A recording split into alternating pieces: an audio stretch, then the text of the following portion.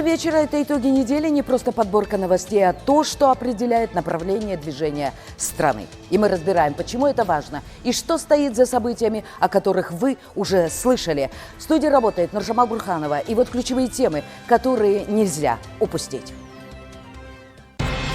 Главная площадь Нарына имени Турдакуна Усубалиева стала центром республиканского торжества. Масштабное празднование Ноуруза с участием президента Садыра Джапарова. Энергия праздника в репортаже Айзерек Акматовой. Экономика Кыргызстана идет на взлет, а ведомства получили 100 дней на тотальный демонтаж бюрократии. Как справка 083 и регистрация бизнеса ушли в онлайн. И почему новые проекты акселераторов – это приговор для бумажной волокиты. О большой битве за наше с вами время в итогах недели.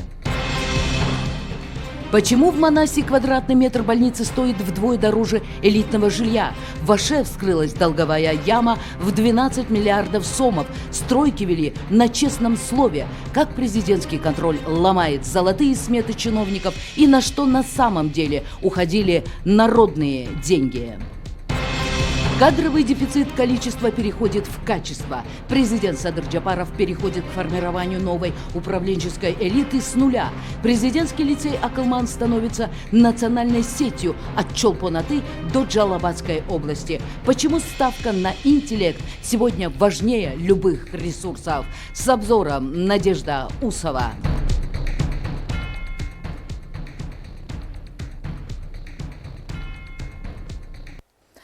Праздник обновления и созидания. Сегодня весь Кыргызстан отмечает Ноуруз. В этом году эпицентром торжеств стал Нарын, город в самом сердце Тengirto.